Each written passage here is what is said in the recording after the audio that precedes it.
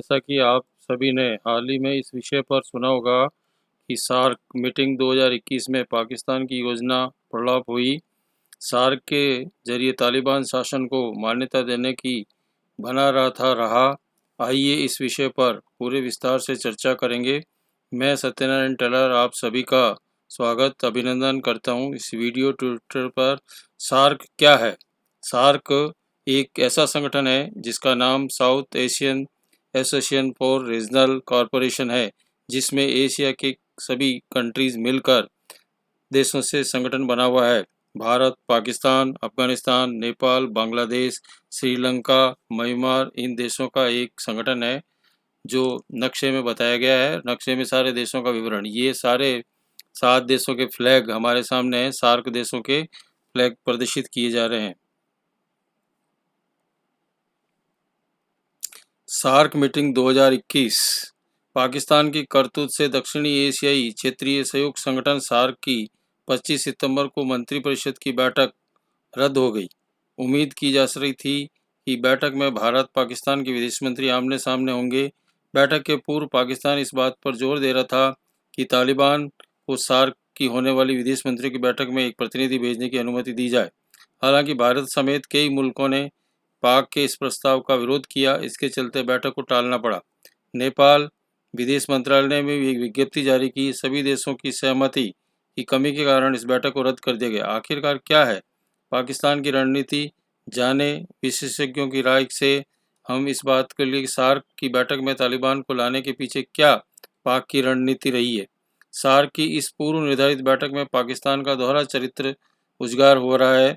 एक बार फिर ये सिद्ध हो गया है कि तालिबान को लेकर पाक हरदम झूठ बोलता रहता है। प्रोफेसर पंत ने कहा कि पाक बहुत चतुराई से अफगानिस्तान में तालिबान हुकूमत को मान्यता दिलाने का रास्ता तैयार कर रहा था। उन्होंने कहा कि सार्क देशों की बैठक में पाकिस्तान की यही चाल रही। बता दें कि पाकिस्तान ने अंतर्राष्ट्रीय मंचों पर तालिबान से कोई संबंध नहीं रखने की बात कही है, लेकिन तालिबान को लेकर यह अफगानिस्तान की निर्वाचित सरकार और अमेरिका से झूठ बोलता रहा है। उन्होंने कहा कि अगर सार्क की इस बैठक में तालिबान के प्रवेश की इजाज़त मिल जाती है तो इसके गंभीर परिणाम होते हैं। सार्क में तालिबान की मौजूदगी का अर्थ ये होता है कि सार्क देशों ने तालिबान शासन को एक तरह से हरी झंडी दे दी है। उन्होंने ये भी कहा कि पाकिस्तान की सोची समझी रणनीति का हिस्सा हो सकती है। भारत और सार्क के अन्य देश सदस्यों ने इसकी मंशा पर पानी फेर दिया। पाक के इस चाल पर भारत ने सख्त रुख अपनाते हुए इसे चलते सार्क की बैठक को रद्द करना पड़ा। अमेरिका, यूरोपीय संघ, ऑस्ट्रेलियाई और चीन सार्क के पर्यवेक्षक देश हैं, जो तालिबान के संपर्क में सार्क की बैठक में शामिल होने के लिए गलत संदेश जाता है। उन्होंने कहा कि अफगानिस्तान में तालिबान शासन के बाद अपनी सरकार की वैधता पर काम कर रहा है।